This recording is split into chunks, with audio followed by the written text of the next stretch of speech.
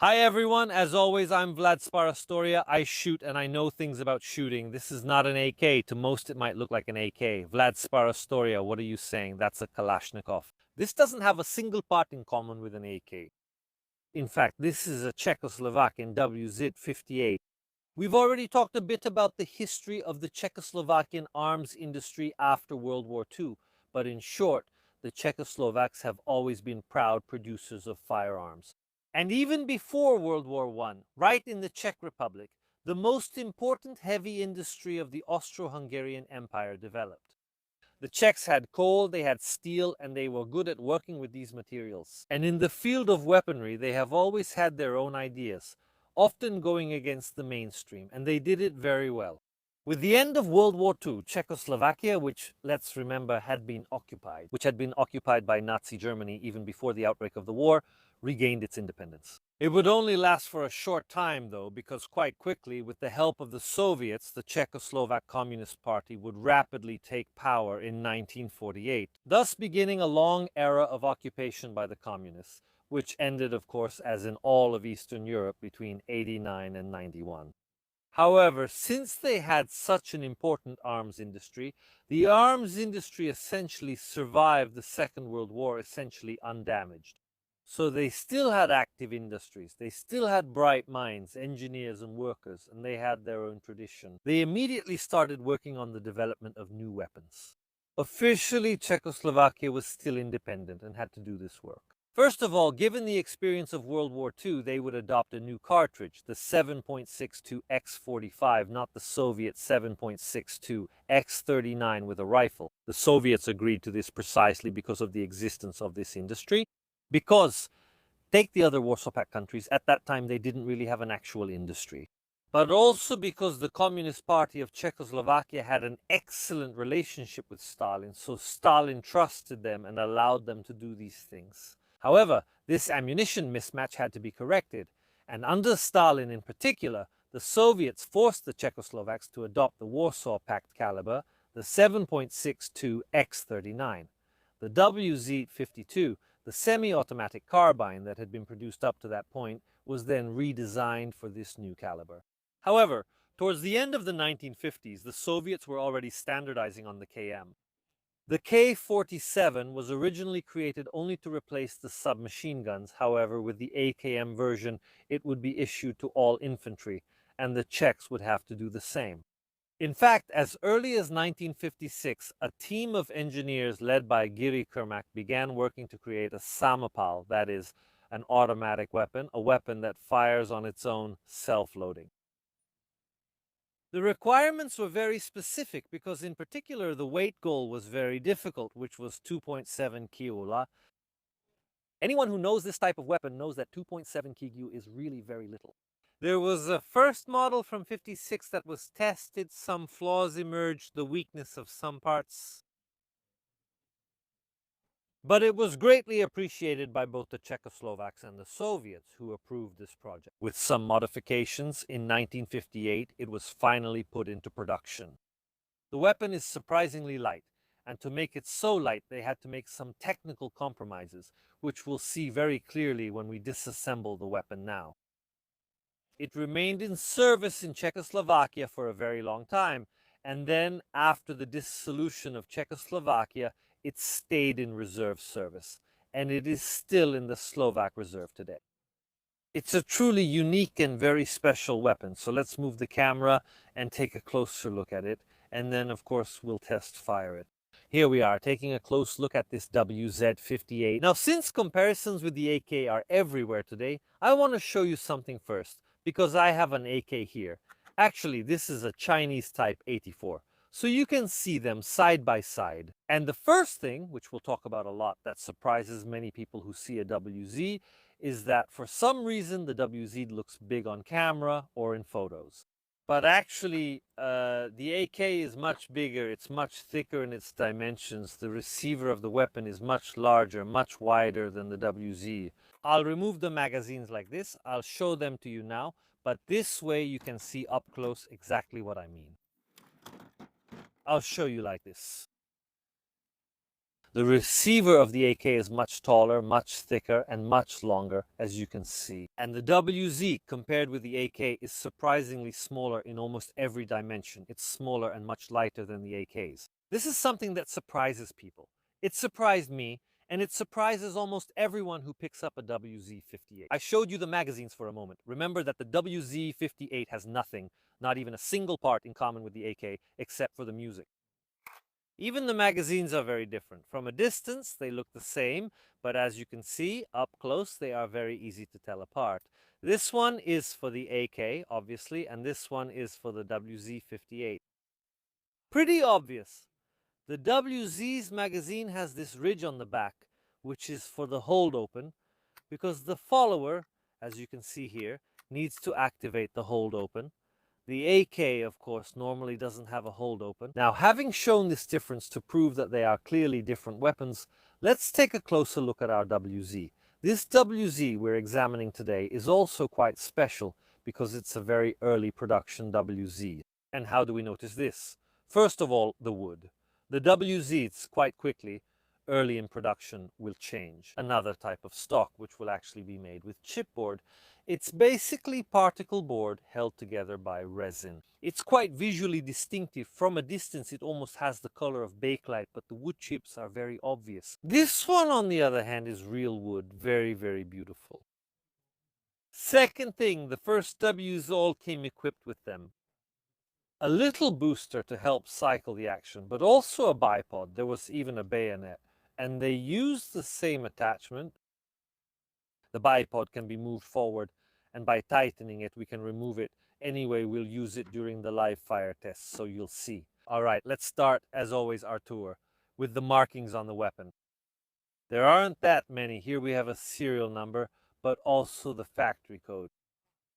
She, which is nothing other than CZ with the year of production, 61. In that year, they would switch to the other type of stock. So it's interesting to see one of these early models.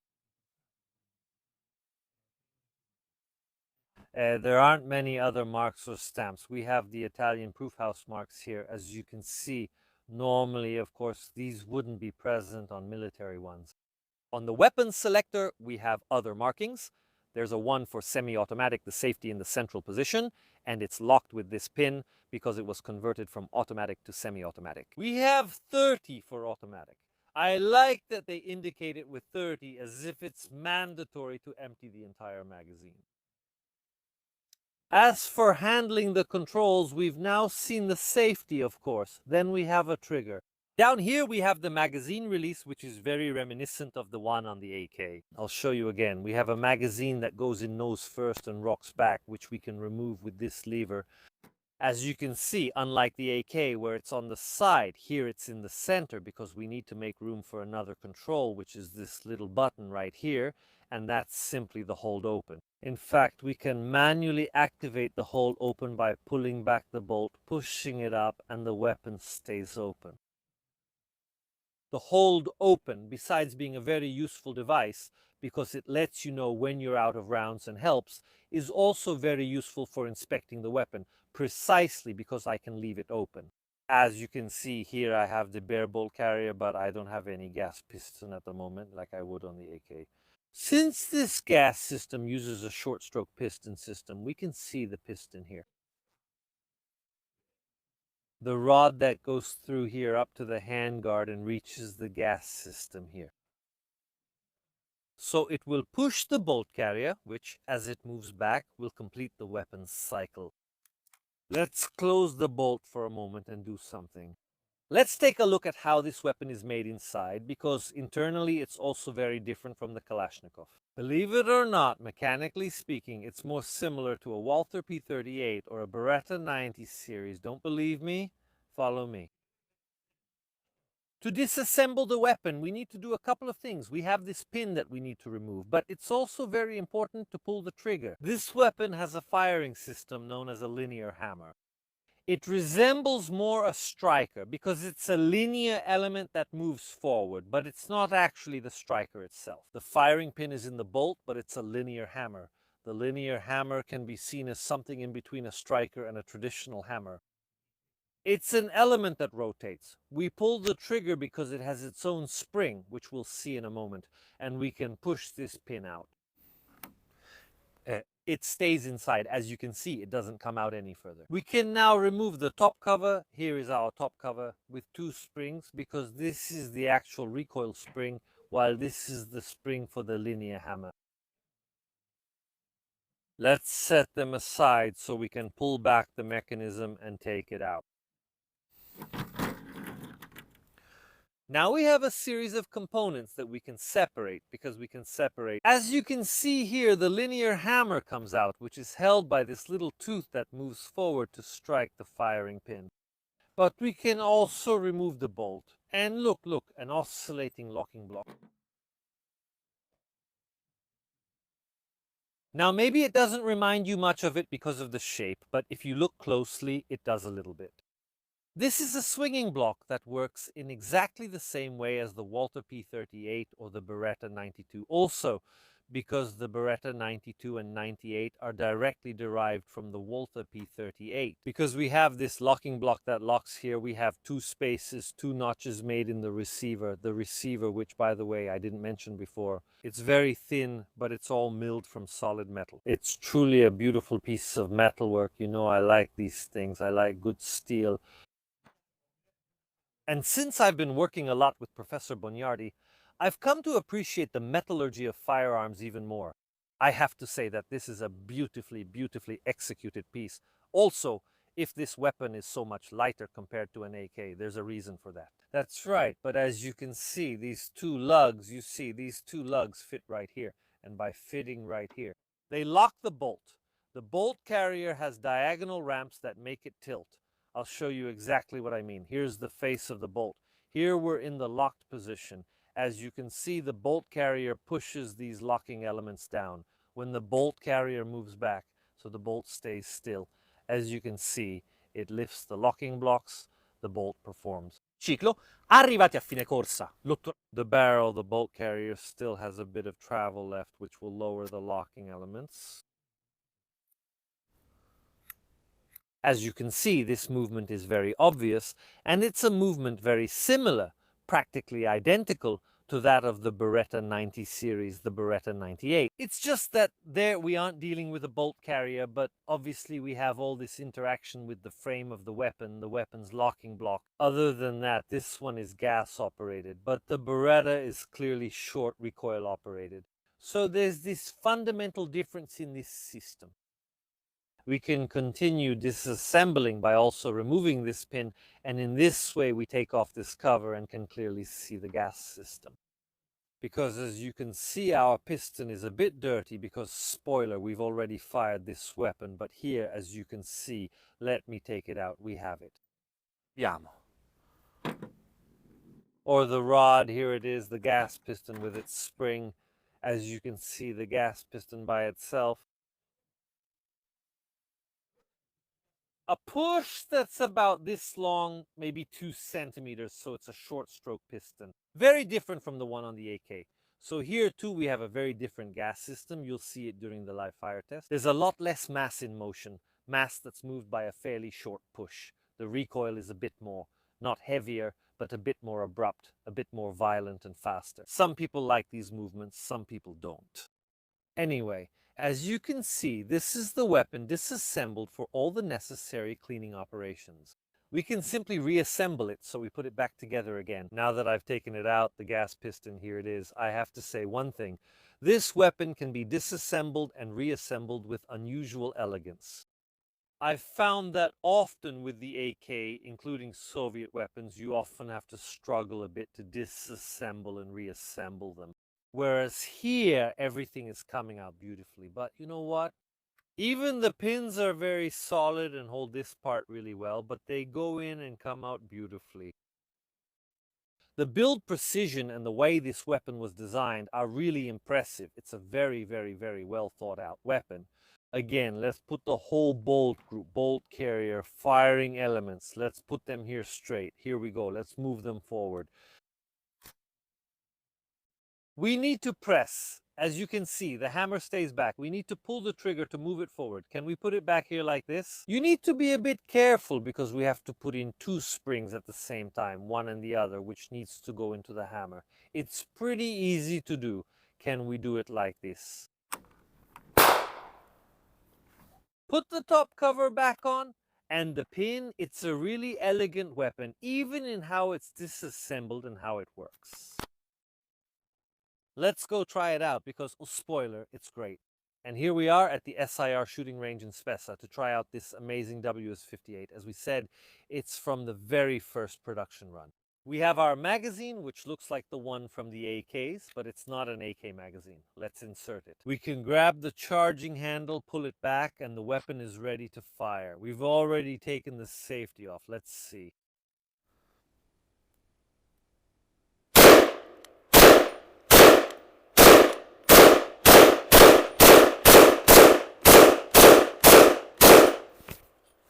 And when the rounds are finished, as you can see, the weapon stays locked open. So now, of course, we'll reload and continue the firing test, but I already have some first impressions, as always. The first thing, as I already said, this weapon looks big in photos and on camera, but in reality, it's surprisingly small. It's actually physically smaller than a K, it's thinner than a K, it's shorter than a K, but above all, it's lighter. I mean, you pick it up and you can feel it. Right away, it's at least half a kilo, if not more, lighter than a K. And this also affects the shooting feel, because the fact that it's lighter, but also that it uses a different gas system, gives me the impression that this one kicks a little more, or rather that the recoil of the weapon is snappier, more abrupt, more of a quick push. While the one on the K, which still has the bolt carrier moving the whole piston back and forth, which is much heavier, is a bit more aggressive. Not necessarily worse. There are people who, for example, in pistols prefer the slow recoil of the 45 compared to snappier recoils. Personally, I actually prefer the snappier ones. I don't like very slow recoils. But you can feel that it weighs less. You can really feel it. Let's reload and try again. A really nice thing about this WZ, which the K sorely lacks, an unforgivable flaw actually, and it depends much more on the magazine, is the presence of the hold open. Look how nice it is that when you finish the rounds, it locks open. And look how nice it is that you just have to insert the magazine just like it should be. Our Czechs did a great job. All right, once again, we have our target. It's not very far, but let's try a quick sequence.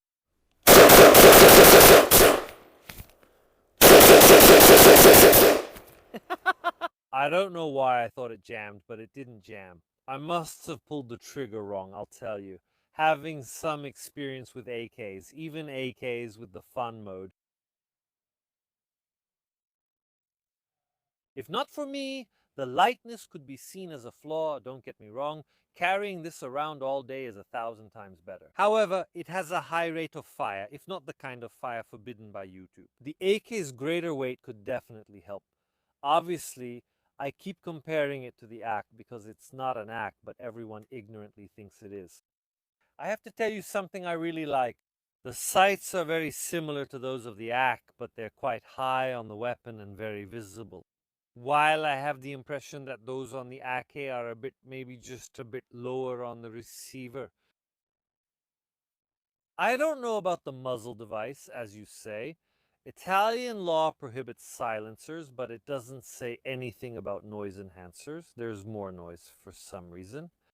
It definitely helps with reliability and with cycling. But let's reload for a moment because we also have the accessory I already showed you, which mounts on the bayonet lug.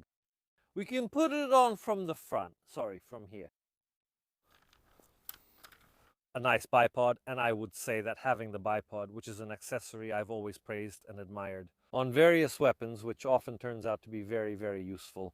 Well, I'd say it needs to be tested. It's a bit wobbly, but let's see from a distance. These magazines really look just like those of the AK, but up close they're clearly different in how they attach. In the fact that, as we've seen, there's this, how should I call it, this rib, this ridge, since I don't know the English word for it, which is obviously useful. For the weapons hold open now.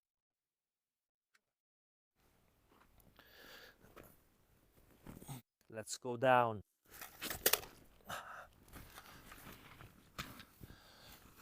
Fantastic. The hold open is super convenient. Ah, because you just need to give it a little tap, even passing over the weapon, and we're down. Let's see.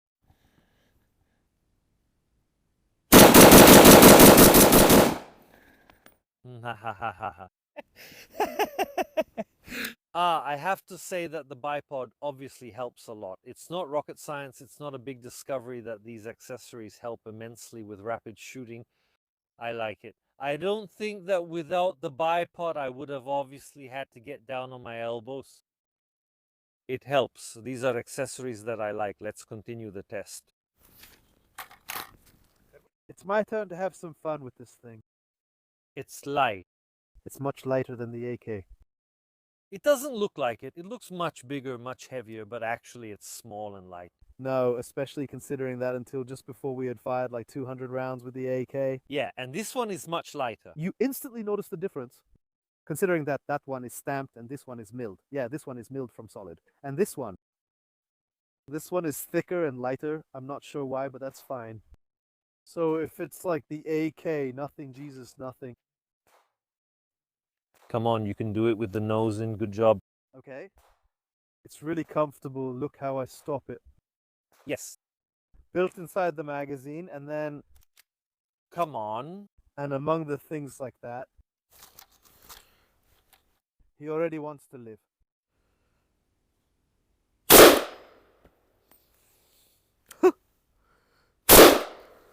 It pops out almost vertically.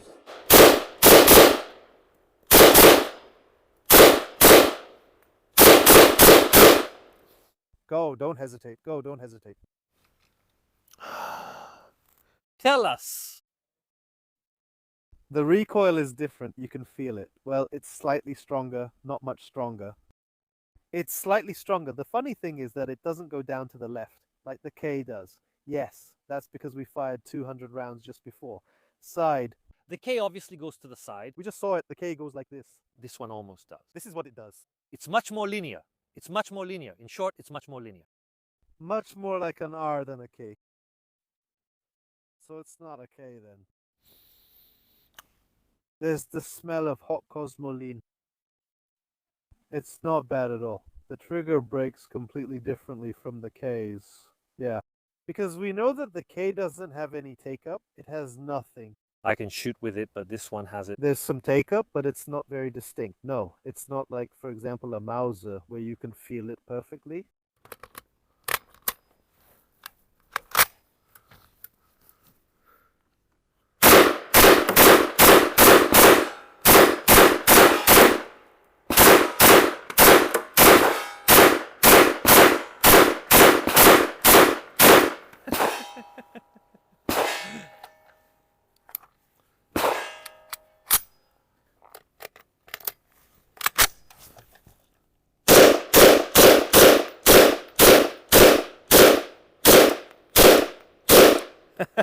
The Dopen is fantastic. I find the Wz.58 a truly fascinating weapon from an engineering point of view. And do you know why? The Soviets, when in 1943 they started their program to standardize all infantry weapons to a single caliber, the 7.62 x 39 obviously found weapons that matched their requirements and needs. As for the submachine gun, that would obviously be the AK. The Wz.58 was built on the same basis. Identical requirements for a weapon of this kind. And yet, despite the apparent visual similarity from a distance being obvious, mechanically speaking, it's completely different. By using original solutions, by using a different gas system, a different trigger system, everything is different in this weapon. And I find this fascinating. It's nice because, in fact, it's another answer. To the same question, the Czechs and even the Slovaks have always been very proud of their arms industry, and these weapons have also had a very long life. Even today, they are still in reserve, especially in the Slovak army, and I can see why. In many small details, this is undoubtedly a better weapon than the AK. I see it as much more upgradable, especially because it's lighter. I also see how it's possible to make this gas system easily adjustable. It's a weapon I really like. Well done to our people, the Poles a bit further south. Thank you all for watching this video. As always, remember that you are literally the ones who make these videos. Like the owner today of this weapon, who brought it here to the Sur range for me to try it out and show it to you. Without the contribution of people like you, these videos would be absolutely impossible. If you want to know how to directly support the channel, but you don't have any weapons, for example, consider subscribing or buying the t-shirts. They help immensely to cover the fixed costs of the channel, like the range, ammunition, and so on. If you don't want to or can't, at least consider leaving a like, a comment, and subscribing to the channel for free. We have surpassed 100,000 subscribers, so thank you all. Big corporations don't really like firearms. Thank you all. This type of content on the web has always been quite difficult, so I thank you for any kind of support you can give me. That's all for today, and as always, I'll see you next time.